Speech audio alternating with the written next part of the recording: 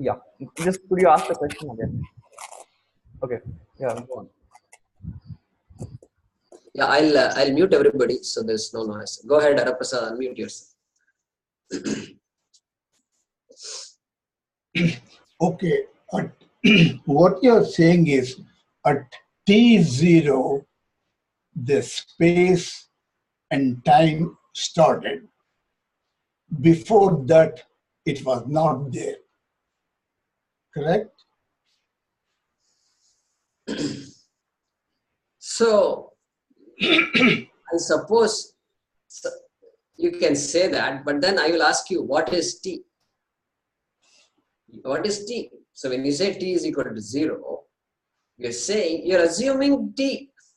You're assuming an axis called time axis, which keeps on stretching into the future, and then it stretches to the past also. And now I can ask the question, how far in the past you will stretch it? What is T is equal to? Where will you put T is equal to 0 in this axis? We don't know. Is Big Bang equals T0?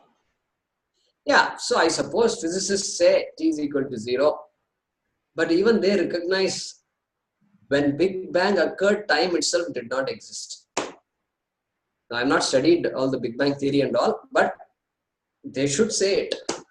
They should say that, because otherwise criticism will be you're assuming time exists. So we can't even say a time when time did not exist. If I say, maybe that's a little better. So even to say T is equal to 0, you must assume time exists. And so I suppose for our understanding, see, this shows how conditioned we are about time. The time is such an important attribute in our life. And our whole life is revolved around this day and night and last week and last year and birthdays and things like that. I was born, I have a date of birth. And this time axis is so strong. It's very much there. Let it be there. Nothing wrong with the time axis, mind you. But that time itself is part of the creation. It's part of this creation. Like everything else, time axis is also part of the creation. So you really can't say at T is equal to 0, that is the creation we are talking about. Big Bang occurred at T equal to 0. You can say it if you imply that time itself was created during Big Bang.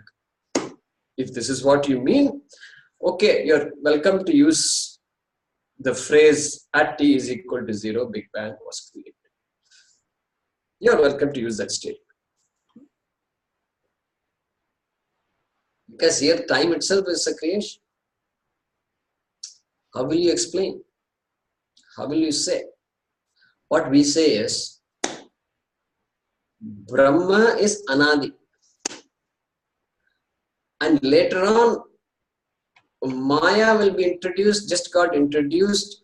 We will say Maya also is Anadi. And Maya Sahita Brahma created this world. Maya and Brahma together created this world. This is what we say. And that is Anadi. Anadi means beginningless. Correct? Yeah. And therefore, the Shastram talks about this Srishti and Pralaya. Srishti and Pralaya.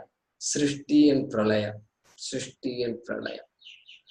Like this hen and egg, and hen and egg, and hen and egg. If you ask the question, when did the first hen get created? You're asking me that question. When did the first egg happen? There is no answer to that. There's no answer to that. Because if you say a particular time, then I will ask the question, hey, for that egg to be created, there must have been something before that. Whatever time you say t equal to 0 or t equal to something, then the t equal to -1, something must have been there. Without that something, this egg could not have been created. And like this, we can keep on going back. Therefore, the phrase t is equal to 0 itself is a questionable phrase. Therefore, our Shastram says Anadi. There is no such thing as a beginning of time because time itself did not exist. And Brahmashraya Maya. But this, our Shastram acknowledges that because this Jagat is Mithya, there is, things are produced, things are destroyed also. Then therefore there is Srishti and there is Pralaya. Shastram accepts, hey, yeah, this world can disappear also. Long time it may take, but yeah, planets were created at a particular time and planets can get destroyed also. No problem. If somebody says this Milky Way was created, generated by some explosion, forget Milky Way. Just look at this, our solar system. Little simpler. Solar system, when did it get created? First of all, is it a creation or not? First question, simple question. It is. It is a creation, of course. It is something that was, it's so intelligently put together. It's mind-boggling intelligence. And so a conscious being must have been behind this solar system. And if you insist that this was created at a particular time, then go ahead, figure it out. And let physicists tell us the answer. Vedantan is not so worried about how long this solar system was created. But tell me a time, if you say it was created so many million or billion years ago, if the dinosaurs themselves are million years old, then I have to assume that this earth has to be much more older than that. Okay? So, okay, you tell me a time, fine, that is when it was created. But there will be an end. And then the Shastram talks about, again, Srishti will be there. Srishti will be there. This is why some people talk about, we talk about human life on this earth. There is an evolution, there is history, right? Going back, there is history. Yeah. And they talk about evolution and before that there were unicellular and organisms, and before that there was something else and diatoms, and before that something, and before that something, and they keep going back, offering these theories. Some people say, how do you know, if you say human being was 50,000 years ago or 100,000 years ago, and before that it was monkey, etc. How do you know, let's say all this started some X years ago. How do you know, first of all, that there is not a similar life somewhere else in this universe? Nobody can prove that, and nobody can disprove that also. Number one. Number two, how do you know that, okay, some long time ago, none of this life existed and there was absolutely no life? How do you know before that there was some life and all that life perished, and then this is the next stage of the so-called creation as we call it, as we know it? How do you know? Like this, some scientists have asked the question, which is what we say in Vedanta. We say long ago, we have said, hey, it doesn't matter, any number of times this has happened and it has kept on happening. And this life will end and the next Srishti will begin. Like this we say, casually we say. Casually means it is part of our ecosystem, this dharmic ecosystem. So, long answer to your question, can we say at time t is equal to 0, this Big Bang occurred. Say, I'll be interested to know what the physicists say. It's actually a question to be asked to a physicist. Because I have not read so much about Big Bang and all. Maybe if him can send us some good articles on this kind of discussion, perhaps we can educate ourselves. It's the same language. They also say that time does not exist before that. So it's even meaningless to ask the question, what happened before Big Bang?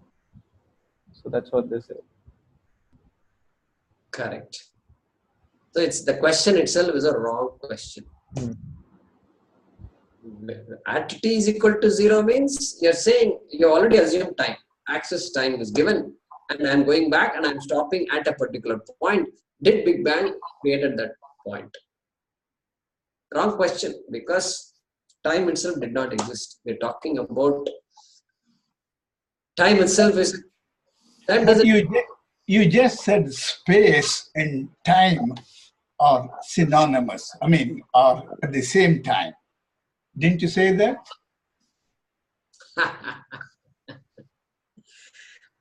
Yeah, so I said space and time did not exist. Space and time are part of the creation. If our inquiry is, how did this universe come about? If you ask, I am saying space and time should be included in the word universe. In the word universe, space and time should be included. That is what I'm saying. There's something to mull over, something to think about. We don't have concept of counting years. 2009, 10, 19, 20. You see Panchangam, with the same name repeats every 60 years. So last year it was He Vilambi. So after 60 years, same He Vilambi name will come again. So we don't have any chronology in our system. There is no chronology. So that is number one. Number two, even a physicist in RF analysis, there is something called a signal analysis. They always talk about minus infinity to plus infinity. If they take a particular time called t tending to delta t, particular part of the spectrum, and analyze it so that there is some intelligence in that. Is there any intruders in this? There is any extra noise in this? Is there any somebody has intruded? Radar noise is there in that. So even physicists know there is minus infinity to plus infinity. But here we are adding minus infinity to plus infinity, and again plus infinity, again one more cycle, minus infinity to plus infinity, and it goes on. Plus infinity to minus infinity, like that we are evolving, like Panchangam names. Yeah. So that's why many of the events are not recorded in our history.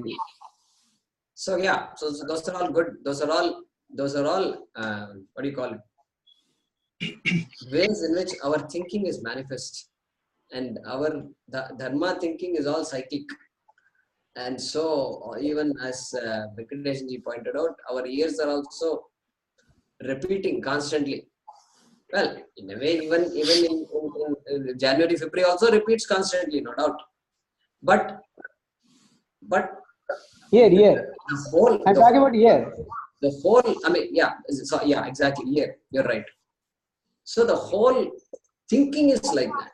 The whole thinking is based on that this cyclicism is observed also. It's observed. Even our astronomy, our rishis were all astronomers too. And this Panchangam is an output of that. And somebody told me the other day, this Panchangam, somebody is, people, there is a blind person in Coimbatore, you just tell him about your date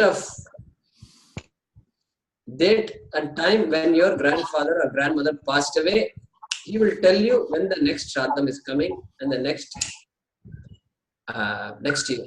He will tell you. Yes. This person's mind, is without using any computer, without going to website mypanchang.com, all these things he's saying. And look at that knowledge. It's all based on the cyclicism, and this mind is an amazing mind. And it works also. They predict, and they don't stop with all this. They predict eclipses. They predict all kinds of things, and it's so mind-boggling. And astronomical events they predict. They predict drought. They predict floods. They predict all these things, and it is just mind-boggling. And so there is something to be said about all this. So important question, and something to think about, Haraprasad, is this idea of time. Remember one thing. Every day that this time is a concept becomes obvious to us when you analyze deep sleep. When I'm awake, this time is so real to me. Real. Time is real. Of course, I'm looking at the clock. It is 7:54 a.m. and I'm so conscious. Time is just, the clock is constantly ticking. And who cannot be aware of this time? And thanks to this modern world, so-called modern world, they make you even more conscious of time. And even Modi has established this biometric system, it seems, in his offices. And so even government employees these days are becoming conscious of time. I mean, only God can do something like this.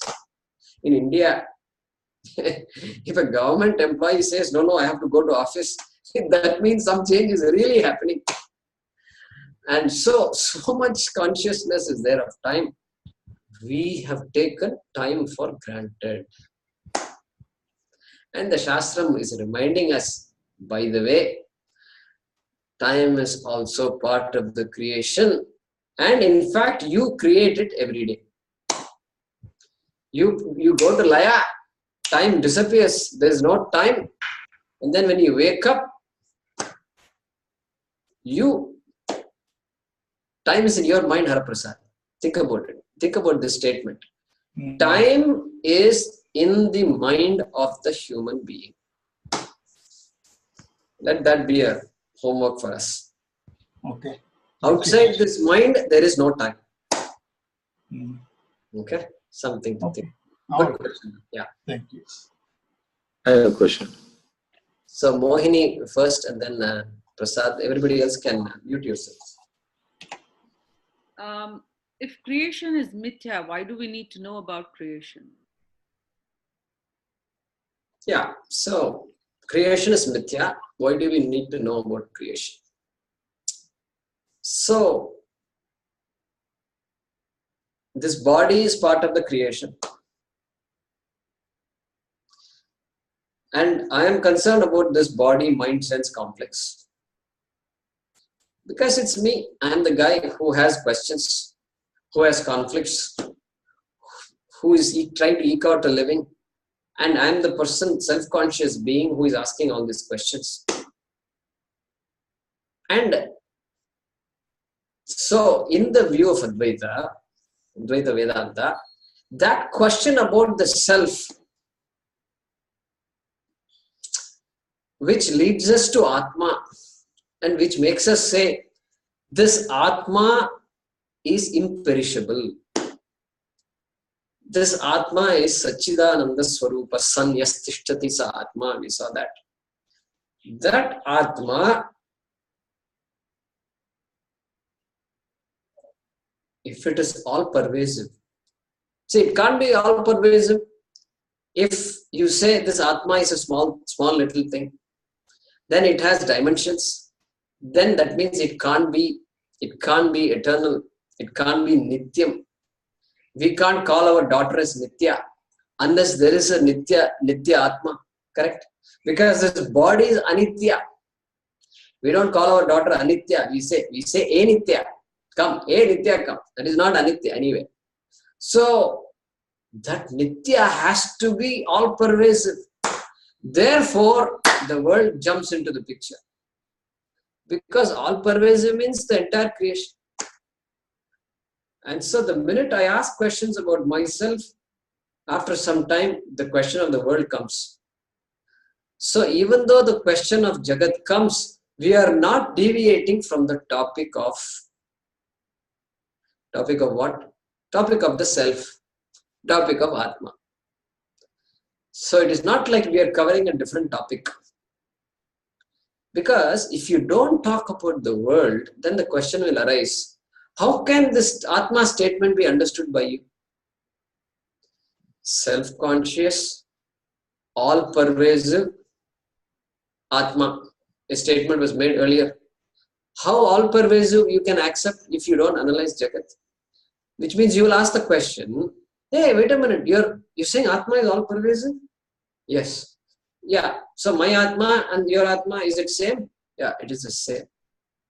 And everybody else's Atma is the same? Yes, same. What about the space in between these Atmas? That also is Atma only. Oh, really? Then all this planet? Yeah, that is also Atma. So that question will come. So the Shastra has to answer your question about all pervasiveness. So therefore, Jagat automatically comes in. And therefore, then the equation also is there between Jiva and Jagat. And Jiva and Ishvara. Therefore, Ishvara also comes in. Therefore, who created this world concept has to come in. And so this triangle is there. Jiva on one side, Jagat, the world, and then Ishvara on the other side. So Jiva, Jagat, Ishvara, Vicharaha becomes natural in Vedanta. Okay?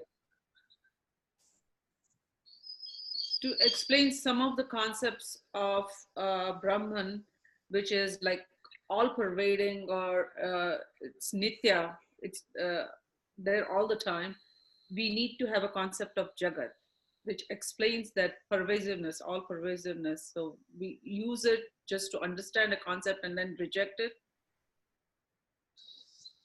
No, there is nothing to reject. We understand Jagat as Mithya. We understand this Shariram as Mithya. And we understand Brahma to be all pervasive. We understand that the Jagat is sustained by Brahma. We understand that the body is nothing but Brahma. Brahma is not the body, but the body is Brahma. Jagat is Brahma, but Brahma is not Jagat. All this we understand. And then my idea of myself is completely different. Then it just happens to be that when I say I, my I is not referring to this body, but my vision of I is completely different. So nothing to reject per se. When I know that the earth is revolving around the sun, and still I see the sun revolving around the earth, I don't reject anything. I don't reject the sun. I don't reject the earth. I don't reject any movement. I don't reject the Panchangam. In fact, I use the Panchangam every day to figure out when is the sunrise and when is the next Sthiti starting. Everything is there based on this revolution only. So everything is taken. But I know the Tattva. I know the Tattva. So it's just a paradigm shift, like you think differently, you understand everything and just change the way you think and pursue reality. That's right. It's a huge paradigm shift. Correct. Correct. It's not an ordinary paradigm shift. Correct. Okay, Prasad, go ahead. So extending the explanation here. If you wants to leave, you're welcome to leave. You're not obligated to stay. Go ahead. So we talked about Srushti, Pralaya. So I'm actually asking from the Vedantic perspective, the basic question or the tenet or the premises on which the creation itself. So if everything is Satya, is one Satya, everything else is Mithya, right? There's only one Satya. So in other words, I am shrinking three Satyas, what we talk about, into one Satya, which is the pure consciousness. So from the point of view of pure consciousness, which is existence, is there really death and birth? Like in a dream, there is no birth and death, which we consider as error. Similarly, the question is that, is there actually a creation? So is there any birth and death? It's within the pure conscious perspective, which is a continuum. For example, my body is changing. from youth to sickness, oldness. Death is a change.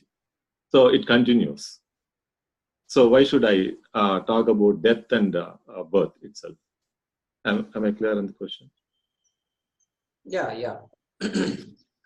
So you're asking why, when there is no such thing as birth and death, why are you talking about the so-called creation, implying a birth of creation? Yeah. So that is the question. So yeah, to understand that birth and death are mithya itself is a big leap. So the body has a birth. We don't say the body has no birth. Body has a birth, no doubt. Date of birth is there only for the body. And the body is, of course, not going to survive and it will perish. So maybe the jiva leaves the body and then after that the body is not useful. The body is still there. There's no life in this body. And we note down the date and time and say this is the time the person passed away. But the body is still there and later on it gets mixed up with earth, joins the earth. So there is a date of birth for the body, there is a date of death for the body. We don't say no to that. But we say that is mithya, and we say, yes, this Sat Chit that you are does not have a birth or death. Cannot have a birth and death. This is what we say, which I think you have recognized already. You're saying that this Atma has no Janma and no Mrityu. And that is also why we talk about creation initially and then we drop the word creation. We come to the conclusion that there is creation. If you think of creation as something appeared out of nothing, there was nothing before and then something appeared. If you think of that as creation, we say no, such a thing is not possible. Only there is a time when, like, the ocean is there, it's calm, and afterwards you see there are so many waves. You can start counting waves, and there are so many waves 1, 2, 3, 4, 5, 6. These waves did not come out of nothing. Before this world of waves were there, Brahman, the water was already there. And you call it this new tsunami has come, etc. But before the tsunami also, there was Brahma, there is ocean. And long ago also, there must have been a tsunami which ended. Now the tsunami took birth and then the tsunami has ended. So we don't talk about. So that is our idea of creation. Yes, we start with creation, but we say this creation cannot have a beginning because time itself is part of the creation. And therefore, the cyclic idea comes. Cyclic means no time. Time is just a means for us to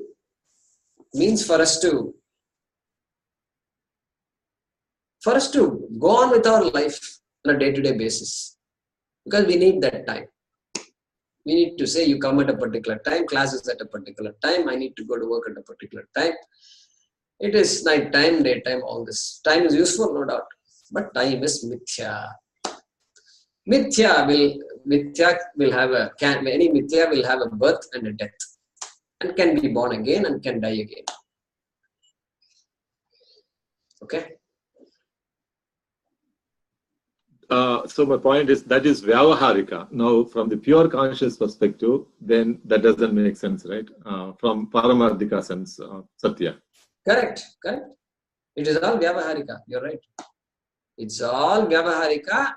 And when you bring Paramarthika there is no birth for consciousness. There is no date of birth for consciousness.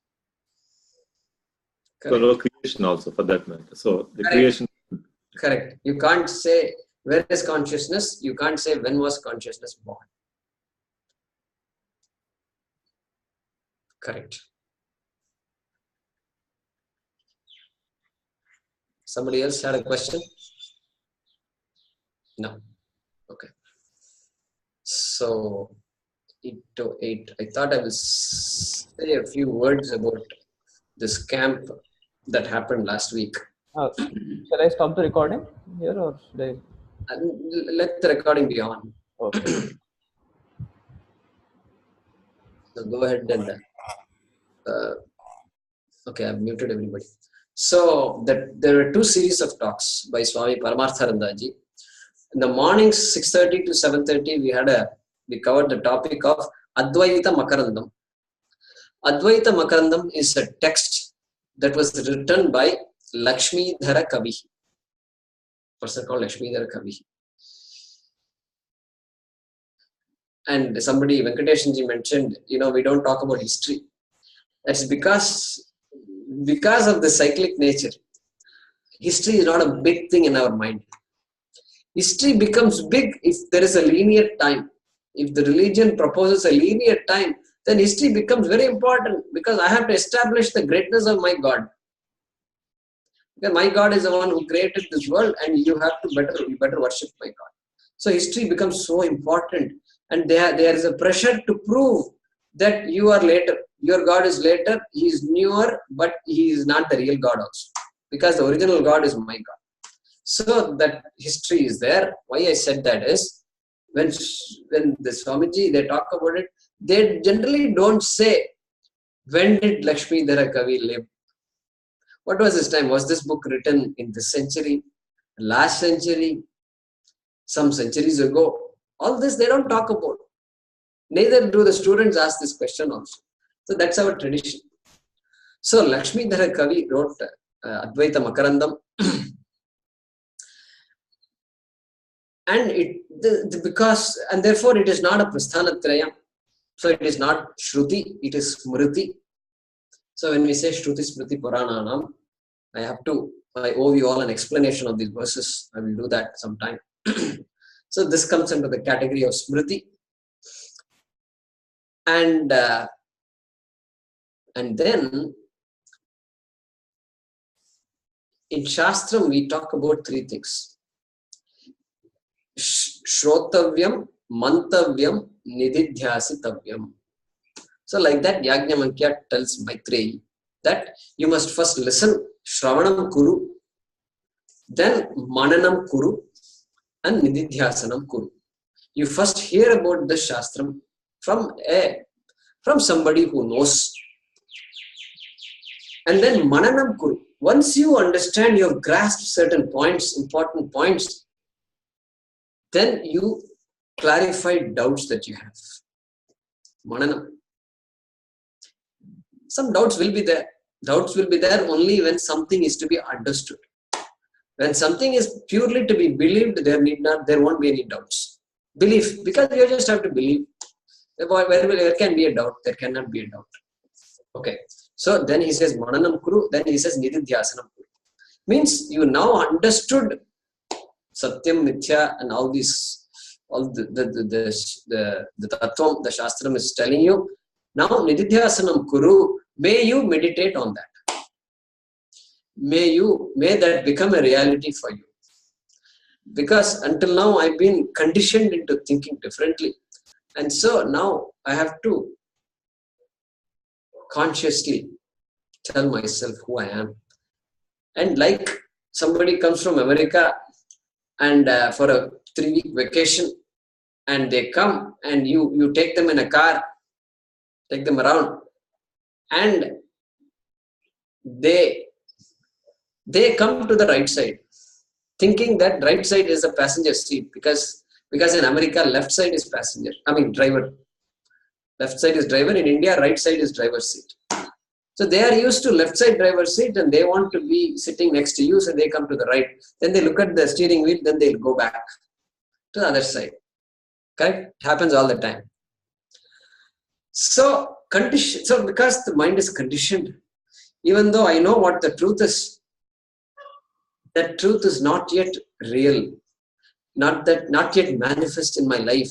I still seem to have some old ideas, and old ideas of insecurity are there, And that has to be neutralized, and that is nididhyasa. Okay. Now, why I said all this is, this text, some texts are Shravana Pradhanam, means they teach you about the Shastram. Some texts are Manana Pradhanam, means they ask questions and clarify doubts. Okay? And some texts are Nididhyasanam. So Swamiji said, this book, this small book, it's a small thin booklet of only a few verses, probably about say 15 times 2 or something, 3, maybe no more than 30, 40 verses. And is Manana Pradhanam, he said. So Manana Pradhanam means he assumes you have listened to the Shastra. And therefore he will ask questions, etc. I will use words and Avasthatrayam. Atma is Avasthataya Sakshi. Atma is Panchakoshatitaha. All this I know. And I have studied some Upanishads, I have studied the Shastram, and now Mananam comes. So let me do this. There is a... I have Jay Kumarji. Yeah, you have it with you, right? This is the book. Yeah, go ahead and show that book.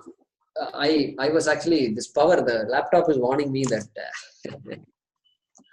it's the power is low. So This book has got 28 verses. how many verses? 28 verses. 28 verses. Okay.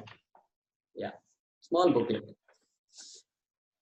So that is Advaita Makarandam. And so sometimes so concepts are somewhat involved. And Swamiji, of course, Swami Paramarthanandaji beautifully explained those concepts. Then evening talk was on Uddhava Gita. And beautiful story is that all the devatas, including Shiva and Brahma, all came to earth and knocked on Krishna's door and said, "Hey Krishna, come on. It's time for you to go to Vaikuntha. Enough." And Krishna says, "Yes, friends, I know time is up, but I have a couple of last minute things to do. And so let me finish that and come." So this Krishna had a devotee, Bhakta called Uddhava. And Uddhava said, "You please, Krishna, when you go, you take me with you. This world is not for me." And Krishna says, "Wait, not so soon. You have a role to play here." And he starts teaching Uddhava. And the first part of Uddhava Gita is Tattvabodha Gita. And so Krishna tells Uddhava, "Let me tell you the story. Long ago, there was a king called Yadu Maharaja, and he met Dattatreya Maharshi, Avadhuta. So Avadhuta Sannyasi Dattatreya.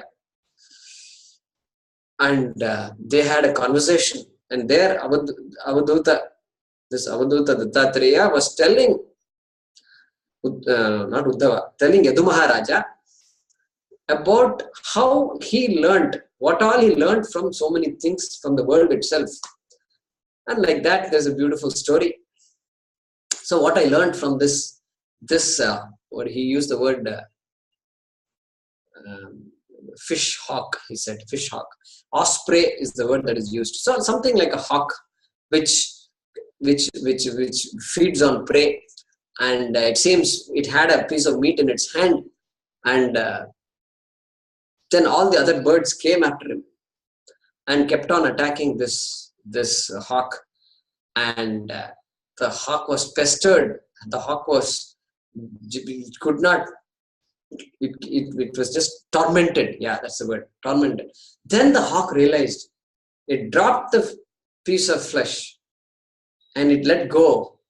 And after that, no bird tormented the hawk, and it led a very happy life.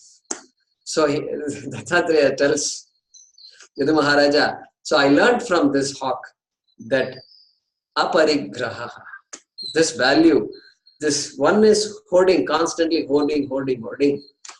And the richer you become, all these people start coming to you asking for donations.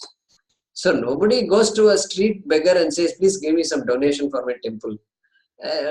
No, nobody does. So the minute you construct a 2-story bungalow, then people start knocking on your door. So he says, aparigraha is a value. So like that, what did I learn from this human body? Vairagyam I learned. What did I learn from a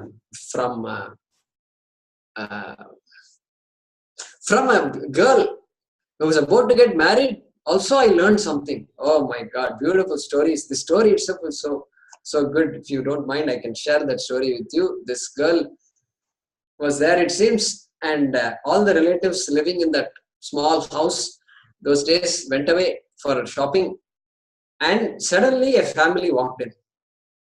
Because she's of marriageable age, they walked in to ask her parents that we would like to marry our son to your daughter. But nobody was there at home, only this girl was there. And then the girl did her best to, keep them happy, satisfied. And then she went inside to give them something to eat. Nothing was there. Very poor family. And some rice, this rice was there. And, this nil. So she started pounding the rice to make some flour and maybe make something out of it. And then this noise was coming because she was wearing all these bangles. So chal, chal, chal, chal like this. Then suddenly she thought, it seems, oh, this is not good. I'm disturbing the guests and they will wonder where this noise is coming from. So she removed a lot of her bangles and kept just a couple in both hands. And then she started doing again pounding. And still some noise was coming, it seems. Because there are 2 bangles left in each hand. And then he goes on and he says, oh, then she removed one more bangle. And then after that, there was no noise. And then she did her job and everybody was happy thereafter. So I learned from this girl that Advaita, he suddenly brings an Advaita. So being one, everything is one. And whenever there is Dvaita, there is fear, there is noise, there is conflict, and there is all this insecurity. And from this girl, I learned that everything here is Brahma. Like that, he makes a giant leap from the story. So like this, we have all these beautiful stories. And what he did was a continuation. I think this is like 2nd, 3rd, and 4th chapter. So the 4th chapter was concluded this week. And the year before last or last year, he did the 2nd chapter and so forth. So I think probably next time when he comes, we will continue with the other chapters. So very beautiful, very beautiful. I had heard this Dattatreya Gita long ago from Swami Tattvabodha taught us. He came to Wisconsin and I drove from near Chicago to Wisconsin long ago, 1997 or 98 or something. So good memories of that. So that was the one we had. Classes got over on Sunday. Saturday evening was the last class. And so, all right. So we will stop with that. Any not questions, but any thoughts? Anything you missed? Did you record these classes or no? Yeah. So I have. So we have, some of us have ordered these things. They are going to make these CDs available. And so I've also given my name. And so I will get the CDs. But now the question is, how do we make it available to all of you is the question. Did they post it to US or no, if we order them? I know they will do courier to India. They did mention that. So if you pay so much, so and so, they will courier, they said. The ashram Vidya Gurukulam will do that. And will we be able to buy it from Salisbury at a later date? So I don't know. I don't know how the Sailasburg and Anakiti ashrams work with each other. So probably not likely, because yeah, I don't think it is likely. But we'll find some other way. We'll find some other way. We can probably put it on a Google Drive or something. If I have some help, maybe we can make that happen. Jaykumarji, Yeah. the word Makaranda, what does that mean? Yeah, Quickly. Makarandam is honey. Honey. So the honey, you can translate it as the honey, the sweetness of the honey of Advaita, something like that. Or the honey which is concentrated by the bees, honey bees, and which represents Advaita, something like that. Okay. Good. So if anybody, I'll try to find out if we have if I find a volunteer here in India, then what we can do is we can ship those CDs to that person, and then we can put it in a drive so that those who are interested can listen to it. That's a possibility. So. That So would be appreciated. Thank you, Jaykumarji. Whatever options we have, just let us know. Sure. Okay. Thanks to all. It's to 8:25 here. Thank you, Jacob. Meet again next week. Namaste. Hari Om. Dhanyavada. Yeah. Dhanyawad.